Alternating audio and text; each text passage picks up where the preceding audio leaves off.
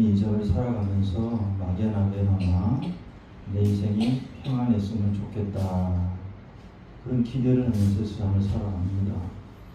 그런데 평안, 이 성경에는 평안이라는 단어도 있고 평화라는 단어도 있어요. 근데 그걸 제가 볼 때는 평안, 마음의 평안, 인간 관계 속에 나라 속의 평화, 이걸 합쳐서 성경은 평강이라고 표현하는 것 같아요. 로마 14장 17절에 하나님의 나라는 먹는 것과 마시는 것이 아니요 우리 성령 안에서 의와 평강과 희락이라. 어쨌든 어떤 세상을 살든지 하나님의 은혜 안에서 평안, 평강이 넘치시기를 주의 이름으로 축원합니다. 아멘. 근데 실제로 살다 보면 인생이 내 소망처럼 내 기대처럼 풀리지 않습니다. 어려운 일이 훨씬 더 많지요. 그래서 제가 가진 찬송가에 보면 479장에 이런 가사가 있어요. 찬송가 가사에 괴로운 인생길 가는 몸이, 그런 찬송이 있어요.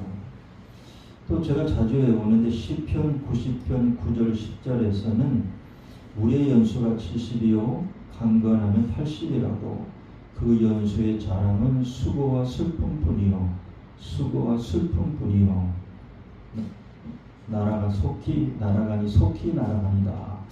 제가 뒤를 좀 잘 제대로 암송을 못했는데 새가 날아가듯이 인생이 날아간다, 그런 표현도 있어요. 어르신들은 아실지 모르겠는데 세계를 지금 놀라게 하는 우리나라 가수 BTS가 있어요. BTS, 방탄소년단. 그 방탄소년단이 남기는 유명한 말 중에 이런 말이 있다고 해요. 한번 따라해 보실까요? 희망이 있는 곳엔 시련도 있다. 한 번 더 하겠습니다. BTS가 남긴 아주 유명한 말이에요. 희망이 있는 곳엔 시련도 있다. 인생이 그렇다는 겁니다. 자, 그렇다면 우리가 세상을 살아가면서 막연히 내 인생은 평안했으면 좋겠다, 그런 기대를 가지고 살아가는데 왜 우리 인생이 어려울까? 이렇게 왜 이렇게 나는 사는 게 힘들까? 왜 내 마음에는 진정한 평안이 없을까? 이렇게 물어볼 수 있겠죠. 첫 번째는 원래 인생이 그렇기 때문에 그래요. 누구 인생이나 그냥 평안한 인생을 얻기 때문에 그렇고, 두 번째, 살다 보면 자꾸 어려운 일이 생겨요. 또 이영재 집사님처럼 교통사고도 당하고 건강에 위기도 오고 가까이 있는 사람이 먼저 환란에 가기도 하고 걱정거리가 다가오기도 하고, 그런 일들이 너무너무 인생 살다 보면 많이 생깁니다. 능력 없는 내가, 가진 것이 없는 내가, 지혜도 부족한 내가 이 어려운 인생 문제를 다 헤쳐갈 수가 없어요. 그러니까 늘 평안으로부터 자유할 수 없는 거죠. 평안을 얻고 살아갈 수가 없어요. 자, 오늘 우리가 요한복음 14장 25절을 읽었는데, 요한복음 14장 25절에서 31절까지 말씀을 읽었는데 예수께서 제자들에게 하신 말씀이에요. 한번 따라해 보십시다. 평안을 끼치노니 곧 나의 평안을 너희에게 주노라. 내가 너희에게 주는 것은 세상이 주는 것 같이 아니하니라. 예수께서 제자들에게 하신 말씀이에요. 제자들아, 내가 너희에게 평안을 주러 왔다. 그런데 내가 주려고 하는 평안은 세상이 주는 평안하고는 조금 달라. 어떻게 다를까요? 세상에서 얻는 평안은 일이 잘 돼야 평안해요. 건강해야 평안해요. 어려움과 문제가 생기지 않아야 평안해요. 근데 예수께서 예수님을 따름으로 하나님을 믿음으로 우리에게 주시고자 하시는 평안은 병상에 누웠어도, 어려운 일이 생겼어도, 풀려지지 않는 문제가 많아도, 근심 걱정 염려가 많아도 따라해 보십니다. 주 안에서 은혜 안에서 평안합니다. 그렇게 살려고 부르셨다는 뜻이에요. 우리는 인생을 살아갈 때 세상에 문제가 많이 있으니까 이거 풀어지면 괜찮겠지 그렇게 생각합니다. 그런데 그거 풀어주면 괜찮은 게 아니고 또 다른 걱정거리가 와요. 죽을 때까지 와요. 그러니까 세상 문제가 다 풀어져서 평안한 삶은 있을 수 없어요. 그러니까 예수께서 우리를 부르셔서 예수님을 믿게 하고 교회에 다니는 이유는 문제가 전혀 없고 어려운 문제가 안 생겨서 평안을 주시려고 부르신 것이 아니고 문제가 많아. 괴로운 일이 많아요. 걱정거리가 너무 많아요. 그런데 내 마음에 은혜를 부어주셔서 그럼에도 불구하고 평안을 주시려고 불러주셨는데 그래서 그 평안을 그냥 평안이라고 아니하시고 참 평안이라고 하셨어요. 평안을 주시기 위해서 저와 여러분을 불러주신 줄로 믿습니다. 자, 요한복음 14장 이 내용을 예수께서 제자들에게 말씀하셨는데 제자들에게 왜 이 평안 얘기를 하셨을까요? 좋은 얘기니까 하셨겠지요. 쉽지만 예수께서 제자들에게 평안 얘기를 하신 이유가 있어요. 왜냐고 하면 예수님의 제자들은 베드로를 비롯해서 갈릴리 호수에서 그물 던지고 낚시해서 물고기 잡아먹고 살던 어부 출신들이에요. 대부분 예수의 제자들은. 그리고 여러 세상 지식도 좀 짧아. 그런데 예수님 만나서 예수님 따라가면 좋은 일 있을 줄 알고 예수님이 이스라엘 왕 되실 때 장관 자리라도 하나 주실 줄 알고 큰 기대를 가지고 부모도 버리고 집도 버리고 재산도 버리고 배도 버리고 예수님을 따라갔어요. 그런데 간혹 예수께서 뭐라고 하시느냐면 왕이 되실 줄 알고 따라갔는데 어쩌다가 뜬금없이 갑자기 예수께서 제자들아 내가 제사장들과 서기관들에게 붙잡혀서 죽을 거야. 그리고 3일 만에 다시 살아날 거야. 처음에는 이게 농담인 줄 알았어요. 그냥 하시는 얘기인 줄 알았어요. 그런데 이게 2번 가고 3번 들을 때 깜짝 놀란 거예요. 이게. 아이고 예수님 따라가면 좋은 일이 있을 줄 알았더니 돈도 많이 생기고 유명해지고 장관자리 하나씩 주고 엄청난 놀라운 일이 기적이 일어날 줄 알았더니 죽으신다고? 돌아가신다고? 그 상황을 알고 나서는 제자들 마음속에 뭐가 생겼을까요? 근심이 생겼죠.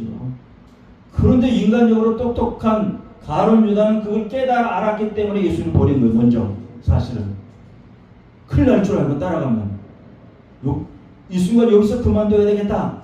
가룟 유다가 사실 그래서 먼저 예수를 배반한 거예요. 그래서 그런데 예수님이 이제 십자가를 지실 날이 가까웠어. 돌아가실 날이 가까웠어요.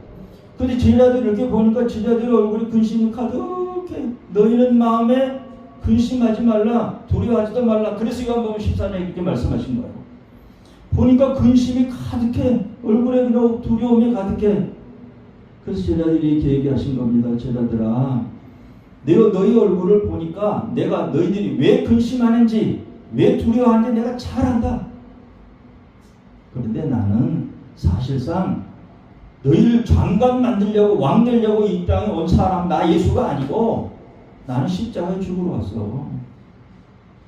전능하신 영이신 하나님 아버지의 뜻을 이 땅에 이루기 위해서 왔어.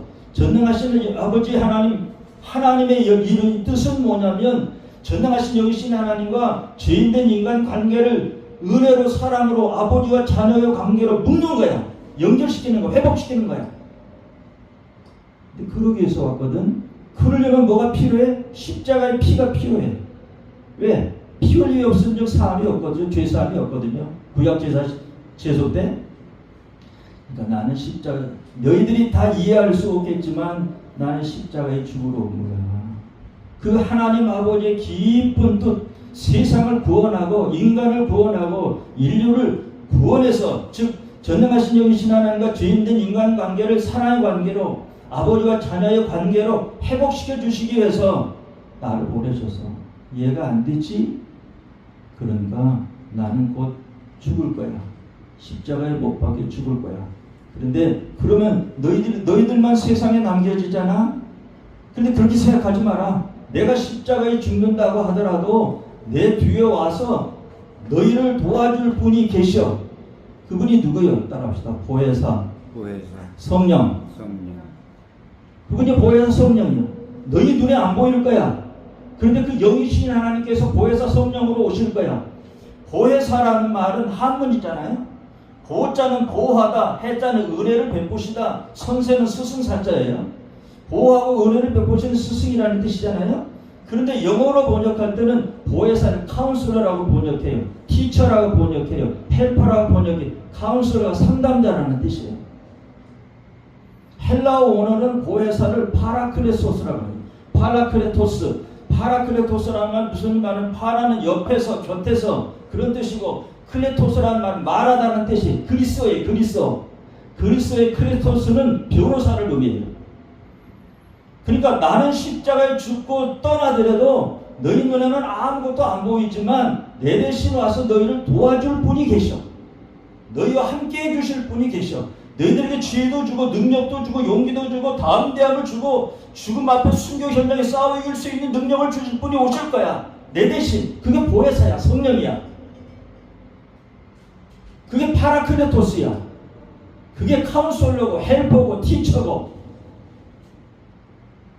그러니까 걱정하지 마라. 그리고 너희들이 지금 이해 다 하지 못할지라도 3일 후에 내가 다시 살아날 거야. 이 얘기를 쭉 지금 요한복음 14장에서 쭉 하셨어요. 그리고 나서 오늘 우리가 읽은 성경 본문 요한복음 14장 27절 얘기를 하는 거예요. 평안을 너에게 끼치노니 곧 나의 평안을 너에게 주노라. 내가 너에게 주는 것은 세상에 주는 것 같이 아니하니라. 너희는 마음에 근심도 말고 두려워하지도 말라. 아멘. 참 평안을 줄 테니까 지금 다 이해할 수 없고 지금 다 믿어지지 않아도 내가 죽은 후에 십자가 못 박혀 죽은 후에 보혜사 성령이 오실 거니까 그분이 너와 함께 하실 거야. 너희와 함께 하실 거야. 그러면 너희들 앞에 순교가 기다리고 있어. 죽음이 기다리고 있어. 나 예수 믿다가 심한 어려움을 겪는 일이 엄청난 시련과 고통이 기다리고 있어. 그래도 걱정하지 마. 보혜사 성령이 힘을 줄 거야. 도와줄 거야. 너희와 함께 할 거야. 여러분, 우리는 하나님이 보여서 믿는 게 아니에요. 말씀 듣고 깨닫고 믿어지고 감동받아서 하나님을 믿는 거고 눈으로 봐서 믿는 게 아니고 말씀 듣고 깨닫고 예배 드릴 때 보이지 않지만 영이신 하나님께서 우리 마음에 임재하시고 역사하시고 믿어지게 하시고 깨닫게 하시고 감동시켜 주실 줄을 믿습니다. 아멘. 성령의 역사로 믿는 거예요. 성령께서 내 마음을 감동시켜서 들려지게 하시고 믿어지게 하셔서 믿는 거지 하나님을 육신의 눈으로 봐서 믿는 게 아니거든요. 이렇게 예수께서 요한복음 14장 1절부터 31절 사이에 길게 얘기를 하셨어요. 이 성경 얘기를 다 할 수는 없고 이 본문을 통해서 예수께서 우리에게 말씀하시고자 하는 내용이 있지요. 그게 뭘까요? 다시 한번 따라합니다. 주 안에서 참 평안을 주시려고 참 평안이 있는 삶을 살게 하시려고 예수께서 오늘 나를 부르셨다는 것입니다. 아멘. 세상이 힘들어. 부자도 힘들어. 부자도 죽어요. 부자도 병들어요. 부자도 걱정거리가 다 있어요. 누구나 힘든 거예요, 인생은. 그런데도 불구하고 나를 부르셔서 말씀 주시고 믿음 주시고 성령의 은혜와 감동 안에 살게 하셔서 세상에서 주는 평안이 아니고 영이신 하나님이 주시는 평안이 내 마음에 가득해서 가진 것 없고 넉넉지 않아도 나는 행복합니다. 감사합니다. 인생은 살만한 가치가 있습니다. 괜찮습니다. 그런 고백이 있는 삶을 살게 하시려고 저와 여러분을 부르셨다는 뜻입니다.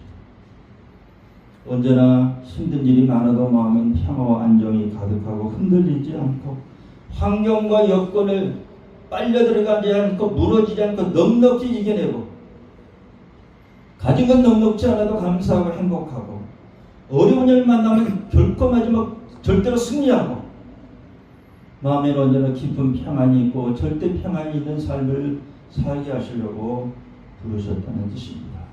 그걸 우리가 어디서 보게 돼요? 시편 23편 우리가 잘 아는 다윗의 시편에서 보게 되는 거예요. 다윗의 시편에 어떤 내용이 있어요? 23편 우리가 잘 알죠? 여호와는 나의 목자시니 내게 부족함이 없으리로다. 그가 나를 푸른 초장으로 누이시며 쉴만한 물가로 인도하시는도다. 다윗이 이 시편 23편을 칠 때 문제가 없고 평안할 때 짓지 않았다고 그래요. 굉장히 어려울 때, 아주 힘들 때, 힘들고 어려우니까 더 많이 기도하고 더 많이 의지하고 더 많이 은혜를 사모하고 할 때 하나님께 내게 평안을 주시더라. 흔들리지 않게 하시더라. 그렇게 고백한 시가 시편 23편입니다. 우리가 알지만 안수 집사, 스데반 집사는 돌에 맞아 순교하는 그 순간에도 어땠어요? 성경에 보니까 그 얼굴이 천사의 얼굴과 같았더라. 이렇게 기록이 되어 있어요. 어떻게 사람인데 자기가 예수 믿다가 믿음 가지고 믿음 지키다가 죽는데, 순교가 죽는 건데 어떻게 천사의 얼굴을 할 수 있어요? 이해가 안 되지요. 그럴 수가 없어요. 사람은.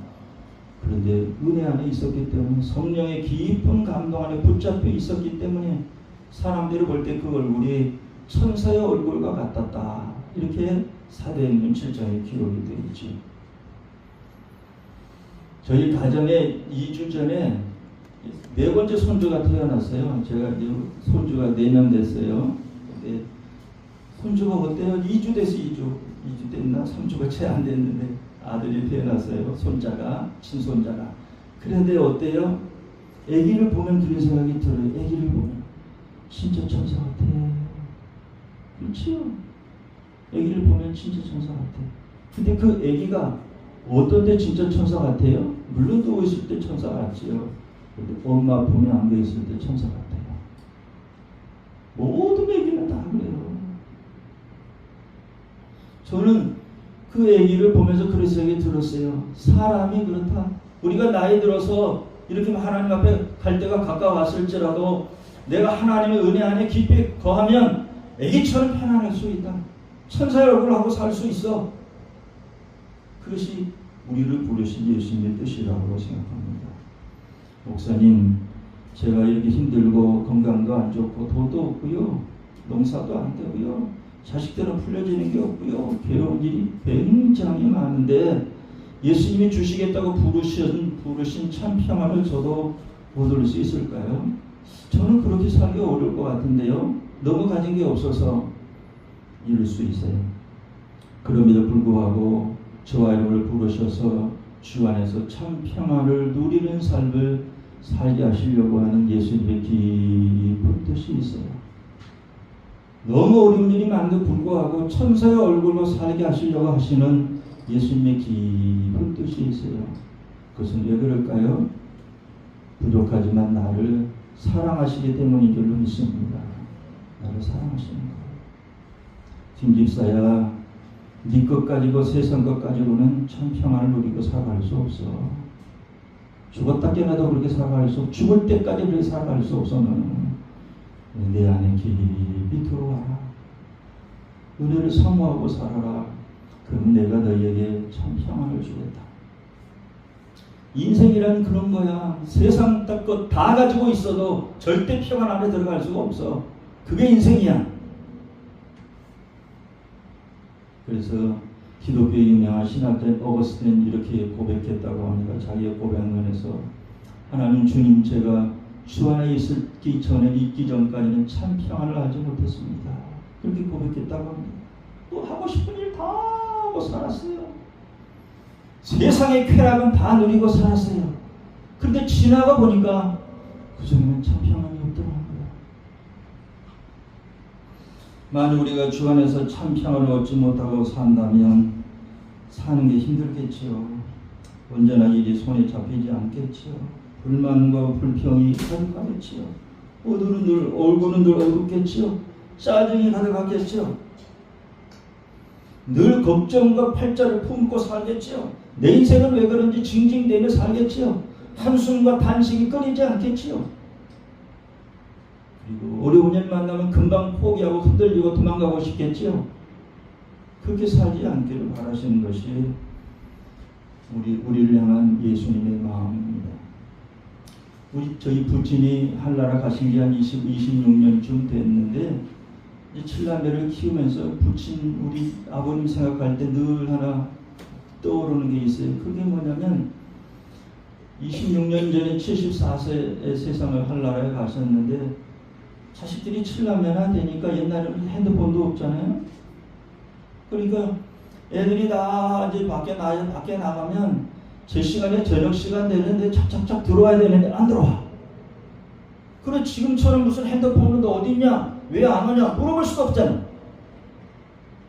그러니까 우리 부친은 항상 어떤 모습만 기억나냐면 자네들이 안 들어오면 한 명이나 안 들어오면 문 밖에 계시는 거 대문 옆에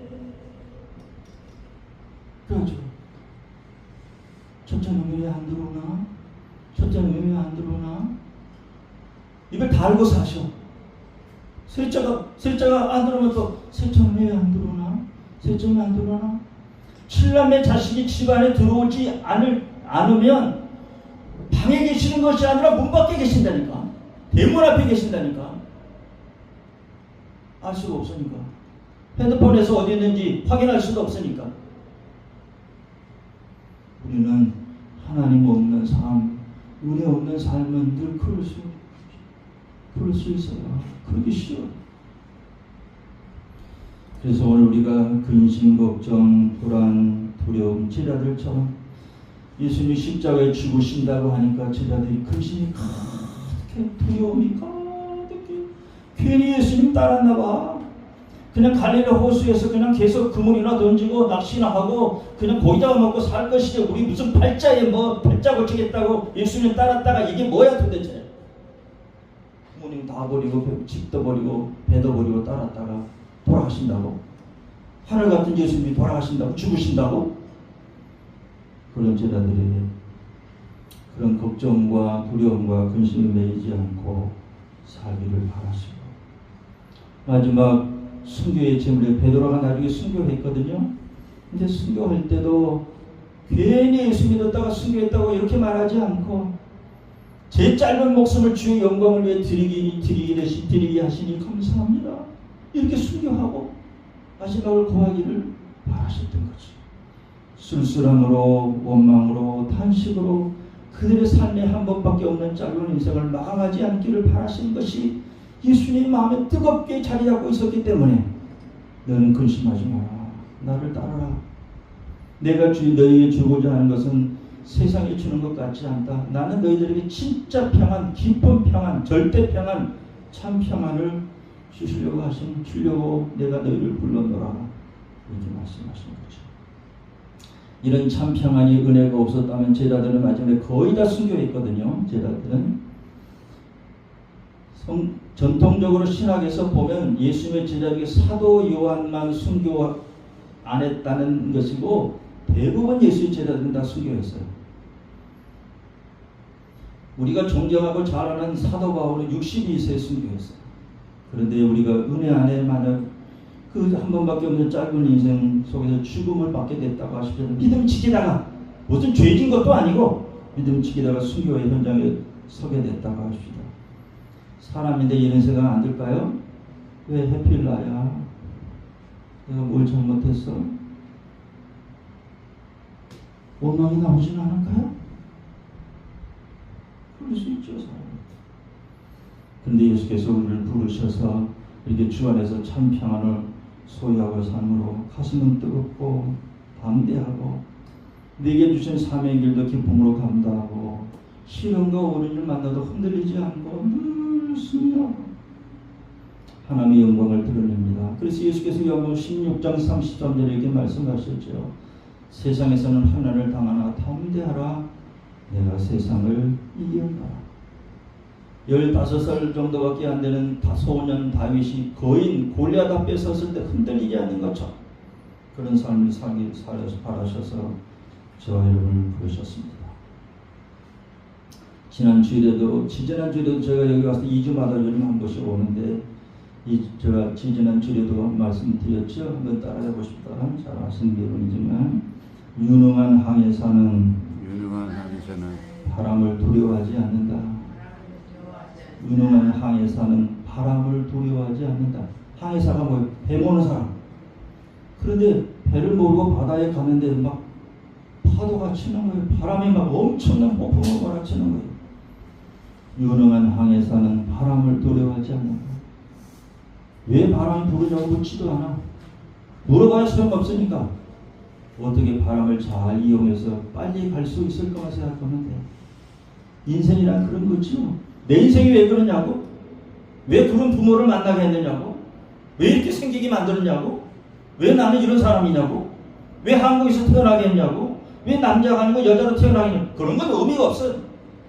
아무 의미가 없어. 왜 내 인생에 이런 사고가 생겼냐고? 몰라. 그거 답 없어요.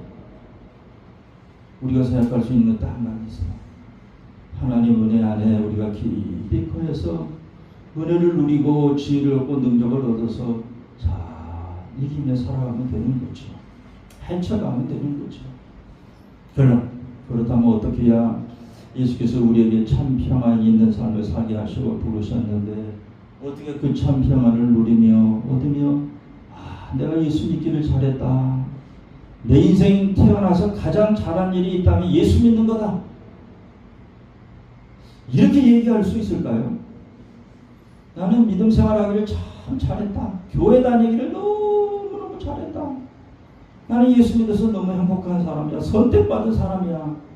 하나님의 영광과 찬양을 돌려드립니다. 마지막 죽을 때까지라도. 어떻게 하면 그렇게 살아갈 수 있을까요? 제가 이 말씀을 듣고 오늘 말씀을 맺도록 하겠습니다. 첫 번째 따라서 내 믿음을 늘 확고하게 해야 합니다. 믿음을 확고하게 한다는 말은 교회 다니는 거하고는 조금 달라요. 믿음을 확고한다는 말은 내가 뭘 믿는지가 정확해. 아니 목사님 나 예수 믿는데요. 목사님 나 하나님 믿는데요.